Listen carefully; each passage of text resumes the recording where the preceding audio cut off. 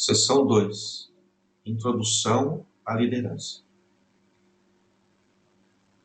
Bom, nessa seção 2, a gente vai tentar passar para você sobre a diferença que existe entre gerenciar e liderar. Por que é tão importante, né, a gente saber a diferença? Porque para que a gente se torne um líder de verdade, a gente precisa entender o que a gente precisa fazer para chegar lá. E também para que a gente possa treinar outros a fim de também se tornarem líderes no futuro. Então, gerenciar envolve você gerenciar coisas. Não tem nada a ver com liderança. Porque às vezes a gente pode confundir isso daí. Por exemplo, a gente pode ver um bom gerente numa área, mas pode acontecer dele não ser um bom líder. Por quê? Porque liderar envolve pessoas, você só lidera pessoas. E esse é um desafio muito grande hoje, muito grande. Se a gente for analisar essa questão de exemplos de liderança, a gente está carente de exemplos de liderança. Tem essa dificuldade muito grande. E às vezes quando você olha para as famílias, para as escolas, para os governos, a gente fica assustado, né? A falta de bons líderes, né? Agora, quando você compreende que você gerencia o seu sistema de informática na sua empresa, você gerencia a manutenção das suas máquinas, o processo de aquisição, de marketing, talvez até com relação à sua produção, você gerencia a sua vida financeira da tua empresa, o desenvolvimento da gestão da qualidade, por exemplo, ou a questão da segurança. Esses são processos que envolvem coisas. Esse é o gerenciamento. Isso sim, está bem definido aqui. Agora, quando se fala de liderar pessoas, envolve muito mais do que isso. O líder tem que saber essas coisas? Tem. Agora, ele precisa também saber treinar, passar o seu conhecimento para outros. Envolve o treinamento e educação e desenvolvimento. Por quê? Porque ele quer transformar pessoas em equipes, né, de trabalho. E não em ilhas, né, mas em equipes. E isso fortalece o trabalho, os processos e tudo mais. Mas são pessoas que ele tem que liderar. Ele precisa também compreender que o indivíduo tem as suas necessidades. Ele precisa ser analisado de uma forma totalmente diferente de uma máquina. Né? O ser humano é muito complexo. E eu não posso ter um modelo de gestão padronizado numa empresa sabendo que as pessoas são diferentes. Não dá. O líder, ele influencia as pessoas para que mudem o seu modo de pensar, para que quebre os seus paradigmas, que venham a entender que a empresa é muito mais do que serviços, produtos. O líder, ele faz com que outros se tornem líderes, que desenvolvam o seu lado profissional, pessoal, e multiplica isso internamente. Por isso, todos nós somos líderes. Não importa qual nível na hierarquia a gente está. E aí, assim, a gente consegue ter essa energia tão esperada nas empresas. Então, note a grande diferença que existe aí. Não confunda gerenciar com liderar. O gerenciamento, ele é muito importante. Muito importante. Tanto é que existe essa sigla CHA, em recursos humanos, o desenvolvimento, né, o treinamento dessas pessoas. Então, por exemplo, a gente quer ter um gerente de produção, um gerente de vendas. Ele precisa ter o conhecimento da área, né? Conhecimento dos processos. Precisa saber. Muito bem. Esse é o primeiro passo. Depois, ele desenvolve habilidades. Ele sabe, né, o que tem que fazer e ele aplica isso na sua área. Não fica só no conhecimento. Ele também desenvolve habilidades. Ele sabe fazer e faz. Também ele tem uma atitude correta. Ele quer fazer. E é aí que gera os resultados esperados, né? Os resultados vêm, né, quando você tem um bom gerenciamento. Mas a grande questão é a seguinte: será que esses resultados são duradouros? Bom, aí que entra a questão da liderança. Porque você pode ter um bom gerenciamento da sua área por um certo período de tempo, sem levar em consideração as pessoas. Mas quando começa a afetar as pessoas, talvez esses resultados não sejam duradouros. Por exemplo, você pode ter um processo de vendas muito eficiente, muito eficaz. Eficiente porque você fecha vendas num curto período de tempo, você gerencia bem a sua carteira de clientes, você atinge a qualidade que esses clientes desejam, você é eficaz no seu trabalho, na sua gestão, sua equipe consegue alcançar essa eficácia, mas a efetividade, talvez ao longo do tempo, ela não consiga atingir, porque às vezes a gente, nessa equação, a gente não engloba as pessoas. Talvez você possa dizer, mas eu como gerente, eu me preocupo com as pessoas, né? Muito bem, mas em que sentido você se preocupa? Como que você age em favor das pessoas de uma forma a mostrar o seu exemplo como líder?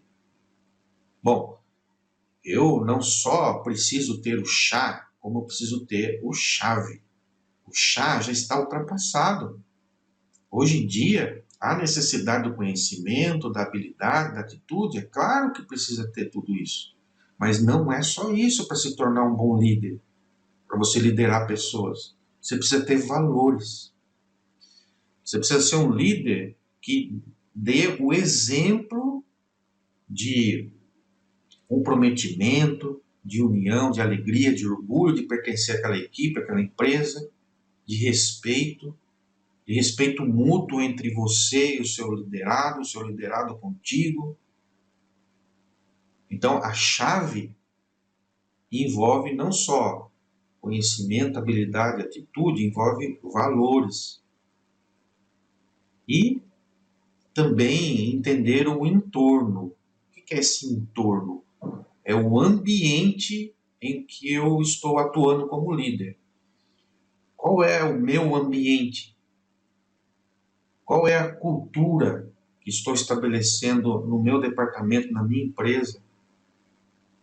Quais são os valores, a missão, a visão, a política, as crenças que eu, como líder, defendo sempre e dou exemplo para os meus liderados que façam o mesmo? Isso sim é liderança, né? Porque aí a gente consegue ter uma perspectiva de resultado mais duradouro, mais sustentável. Se a gente esquecer os valores e o ambiente, o entorno, a gente se enquadra no gerenciamento, que é só gerenciar coisas. Agora, nós lidamos constantemente com pessoas, né? Então nós não podemos esquecer delas. Por isso que James Hunter, no livro O Monge Executivo, se você não teve ainda a oportunidade de ler esse livro, leia esse livro, você vai ver a importância dessa questão da liderança, com foco na liderança, né, servidora. Então, a liderança, definido lá pelo James Hunter, é a habilidade de influenciar pessoas para trabalharem entusiasticamente visando atingir os objetivos identificados como sendo para o bem comum. Bom, o que ele quer dizer com isso, né? Influenciar pessoas. Então, influenciar pessoas é quando a gente, como líder, consegue exercer interferência sobre o modo de agir da pessoa, sobre o modo de pensar da pessoa, sempre através do exemplo. Sempre através do exemplo. É interessante aqui que no gerenciamento nós temos a tendência mais de cobrar resultados. Cobrar, né, através de indicadores, né, de desempenho. Nós somos gerentes aí. Mas a liderança hoje, ela precisa ser remodelada para que a gente possa ter resultados duradouros. Então, o exemplo é fundamental. Porque quando você dá o exemplo, você ganha o respeito. Quando você vai cobrar um resultado, a maneira como você faz isso tem um impacto muito mais profundo nos seus liderados. A influência é a chave para a liderança. Quando você atinge, né, o modo de pensar e de agir da pessoa, é ali que você tem um fator transformador. Porque você não pode, você não consegue mudar pessoas de fora para dentro. É o contrário, de dentro para fora. Então você precisa atingir, né, o modo de pensar da pessoa, né? E é só com quebra de paradigma. Você vai quebrar o padrão de pensamento da pessoa através do seu exemplo, através de um processo de treinamento, de desenvolvimento, de educação continuada, né? E aí sim você consegue o bem comum, ou seja, as ações que o líder toma é para influenciar pessoas para que todo mundo seja beneficiado. Não é só um grupo, não é só uma pessoa, não, todo mundo aí é beneficiado. Agora, o que quer dizer esse bem comum de modo mais profundo aí?